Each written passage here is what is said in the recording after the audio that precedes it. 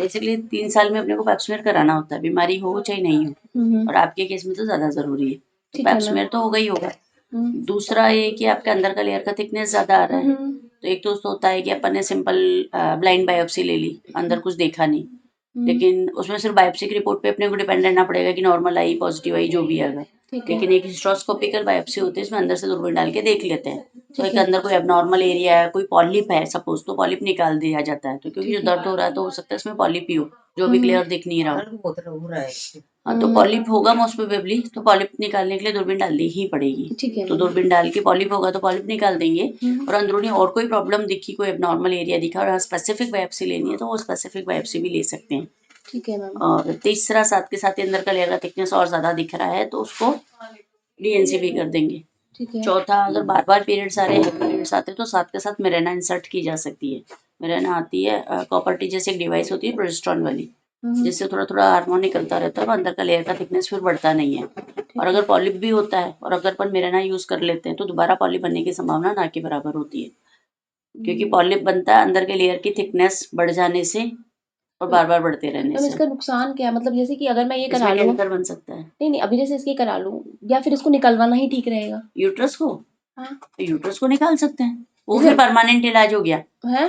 फिर वो परमानेंट इलाज हो गया, यानी कि आपको महीने की समस्या खत्म हो गई, कैंसर का रिस्क खत्म हो गया, पेन नहीं होगा और आगे बच्चेदानी से रिलेटेड किसी प्रकार की कोई समस्या नहीं होगी। प्रॉब्लम चल रही है 1 साल से भी ज्यादा हो गया, हाँ, और फिर ये थोड़ा बार बार ट्रीटमेंट लेते रहे, फिर ठीक हो जाए, थोड़े दिन फिर ऐसे हो ये जाए। तो टेम्परेरी है ना सारी ये सब चीजें। चीजें, ये जो आप बता रहे हैं अभी, ये जैसे बोल मेलाना वगैरह लगा, ये सब भी टेम्परेरी रहेगा? बिल्कुल हाँ। 100% तो इसका टेम्परेरी फाइनल है। ट्रीटमेंट तो यही रहेगा कि मुझे यूट्रस ही रिमूव करनी पड़ेगी? हाँ, फाइनल तो वो है, लेकिन अब मेंटली प्रिपेयर हैं या नहीं है उसके मेंटली लिए। तो मैम मैं अभी किसी चीज के लिए नहीं हूँ, डर मेरे को बहुत लगता है। आपके पास एक मैम ने, मेरी ऑफिस में मैम है अमिता भट्ट मैडम, उन्होंने ऑपरेशन कराया था, उन्होंने तो मुझे सजेस्ट कहा तो कि एक उनका बार, ऑपरेशन बच्चेदानी वाला, हाँ उनका यूट्रस आपने रिमूव वो करवाया खुश है, कराया, हाँ वो खुश है वो। आप भी। हाँ, तो मैम आपको जो मेरे लिए सबसे देखो, बेस्ट लगता है। परमानेंट ट्रीटमेंट तो वही है, तो उससे क्या होता है, 2-3 फायदे हो जाएंगे। पैप्समेयर का झंझट खत्म हो गया, बार बार इलाज लेने का, डॉक्टर के चक्कर लगने का, पेन का, ब्लीडिंग का और कैंसर का सारा रिस्क खत्म हो गया। वो तो फिर पेन फ्री लाइफ हो जाएगी, झंझट फ्री लाइफ हो और गई। उसके बाद कोई दिक्कत तो नहीं आती लेडीज को, ना जैसे ना, कहते हैं अभी कि 43 एज में कोई दिक्कत नहीं आती। तो 43 की एज में यूट्रस रखने के फायदा है ऐसा कोई। 44 हाँ, तो 44 में सच कोई, अब तो वैसे भी 47 के आसपास मेनोपॉज आ जाता है, हाँ हाँ। तो वैसे भी कोई नहीं तो फायदा फिर नहीं। अगर मैं ये जो आप बता रहे छोटे मोटी ट्रीटमेंट अभी मैं करवाती हूँ, जैसे वो कराऊंगी, फिर थोड़े दिनों बाद मुझे फिर आना पड़ेगा, साल भर बाद ही? पॉसिबिलिटी है। या आप अभी मुझे क्या बेस्ट है, मुझे आप बताएं अभी। देखो, अगर आपको भाई टेम्पररी यूट्रस नहीं निकलवाना है, जब तो जो मैं रास्ते बता रही हूँ वो है। अगर यूट्रस निकाल देते हैं जब, तो फिर परमानेंट ही काम हो जाता है ना। भर्ती दोनों में ही बनेगा, अनेस्थेसिया दोनों में ही जाएगा, ऑपरेशन दोनों में ही होगा। उसमें बस लेप्रोस्कोपिक लिए 3 छेद बना के ऑपरेशन होगा, वही एक दिन में अस्पताल से छुट्टी होगी। पर ये दोनों में ही नहीं है, नाना दोनों खाना पीना घूमना फिरना दोनों के बाद ही चालू रहता है। ये 3 जो निशान बता रही है यूट्रस निकलने के है ना, ये भी तो हाँ, ये बड़े ऑपरेशन के भी है ना। बड़े मतलब यूट्रस पूरा रिमूव करने हाँ, के। आजकल 3 ही नहीं होते हैं। कितना भी बड़ा ऑपरेशन हो, दूरबीन से यही निशान बनेंगे, स्टैंडर्ड है ये। अंदर कुछ भी करके आ जाओ, ये सब निशान यही बनते हैं। बताओ, डरे मत, डरने की जरूरत नहीं है। आप फाइनल है इसका यूट्रस निकालो और हमको टाइम दो और बात कर ले। आज जांच करा लो, कल करके परसों छुट्टी कर देंगे।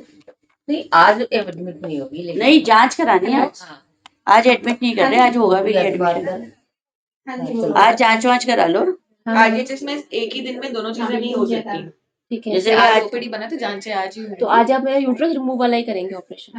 आज नहीं कर रहे, आज नहीं करेंगे। हाँ जब कराओगे। आज तो सिर्फ जांच करा लेते हैं, ठीक है। बेहोशी की जांच हो जाएगी, फिटनेस हो जाएगी। फिर आप कल कराना चाहो तो कल करा लो, परसों कराना चाहो तो परसों करा लो। मेरे बच्चे के बोर्ड एग्जाम भी चल रहे हैं, मेरे छोटे वाले के, और मेरे हस्बैंड को मैंने डिटेंशन सेंटर में डाला है कल ही। वो फिर आप लोग घर में विचार कर लो एक बार, कब कराना, कब कंफर्टेबल।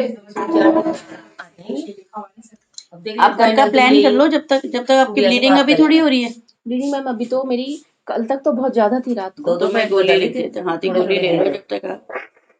तो जो दवाई मेरे को खा रही थी नीलम मैम की, उन्होंने कल तक के लिए बोली है मुझे, ट्यूसडे तक खाने के लिए, वो मैं खाकर आई हूँ। रेस्टोरेंट चल रहा है क्या कुछ? सीमा, इनका क्या चल रहा है, नीलम मैडम ने क्या दिया हुआ है? बात कर बाहर से कि फाइनल डिसीजन। 3 दिन की दवाई दे रहे थे, जब तक आपको कुछ विचार किया मुझे बता दो। ये देखो मैंने भी चला पहले 200 कुछ मुझे दिखा था, ये क्या दे रखा है फार्मी से, मुझे तो समझ नहीं आया था। टेनेक्सा तो दिया ही हुआ है, ये हाँ, जेनेफ 500 एथमसाइलेट दिया हुआ है, और ये कुछ हार्मोन का क्या हो गया या नहीं है फार्मी फार्मासेफ सिल पर, ये 200 टाइप दिख रहा ये है तो ना। फिर वो लग रही है सेफेक्सिम है 200 mg मेरी, कुछ दिया नहीं है उन्होंने। और ठीक है, इसमें वैसे ज्यादा कुछ नहीं। ये वाली दवाई ले लो आप, ये वाली चेंज अभी आज ये तो ले लो आप जो चल रहे हैं। मैं तो एक गोली एक्स्ट्रा लिख रही हूँ ब्लीडिंग रोकने के लिए, बस। और ये जो चल रही है चलने दो। चलने दो। और मैम जो दूसरा वाला आपने ऑप्शन बताया उसका कितना बड़ा ऑपरेशन है वो वाला? उसमें ऊपर से कुछ नहीं होगा, फिर वो नीचे से ही होगा जो भी होगा। हिस्ट्रोस्कोपिकली। हाँ अच्छा, नीचे से ही होगी। और इसके लिए क्या क्या मतलब ब्लड का कुछ जरूरत पड़ेगी या कुछ इस तरह नहीं, वो की? पहले जांचें होंगी, फिटनेस होगी, फिर फिटनेस के बाद में कि फिटनेस में उनकी दोनों में फिटनेस। तो कोई सा भी ऑपरेशन ओटी में जाने के लिए फिटनेस चाहिए। वो तो तो आप जैसे बेहोश जांचें करके होंगी। लेके जाएंगे घर वार्ड अरे से? अंदर जाके बेहोश करते हैं। वो तो अंदर से तो जांचें सारी वैसी। अरे मैंने कर ली है सब ऑपरेशन। वो तो जो करा लिया उनसे पूछो ना, वो आपको ज्यादा अच्छे से समझा पाएंगे। हम तो हमारा व्यू समझा पाते हैं, पेशेंट आपको अपना बल्कि ऑपरेशन वालों पेशेंट में के तो जल्दी जांचें होती है, औरों में तो लाइन लगनी पड़ती है देखो। प्राइवेट में लाइन नहीं हाँ, और लगती, उसमें लाइन भी जल्दी नहीं काम लगती, होता है। सब प्राइवेट फटाफट में आने काम का होता है। मीनिंग यही है। मैम ये आप मेरे देख लेंगे ना, फिर जो आपको सही लगे वो आप कर दीजिए। वो तो करवा प्लान लीजिए। अपने को पहले नहीं, मैं चूज मेरी करना सिस्टर से पड़ेगा। बात कर लेती हूँ और मैं हाँ, करवाती हूँ। पहले प्लान चूज करना पड़ेगा, क्योंकि दोनों रास्ते अलग है ना। देखो फिर थोड़े दिन बाद में हाँ, जो आप कह रहे हो वो बात भी ठीक है ना। क्योंकि अगर मैं ये जो छोटा इलाज लेती हूँ तो उसके बाद मुझे फिर मैं 6-6 महीने बाद फिर आना पड़ेगा, मेरे को लगता है। हाँ। है ना? फिर ये सब कुछ पूरे महीने प्रोसेस चलता रहेगा वही वाला। देखो, भविष्य नहीं के बता सकते कि आज की तारीख में, लेकिन वो टेम्पररी रहेगा, परमानेंट परमानेंट रहेगा। जैसे आज अगर हमारे पास नीम का पेड़ ही नहीं है तो निम्बोली लगने का सवाल ही पैदा नहीं होता। वो वाली बात है। नीम का पेड़ है तो पॉसिबल है कि लग जाए, या आम का पेड़ है तो आम लग जाए, नहीं भी ना लगे, लेकिन पॉसिबिलिटी तो है। लेकिन आम का पेड़ ही नहीं तो कहाँ से लगेंगे आम? यही बात है कि अगर यूट्रस है तो यूट्रस से रिलेटेड बीमारियां हो ही सकती है, जरूरी नहीं है कि होंगी।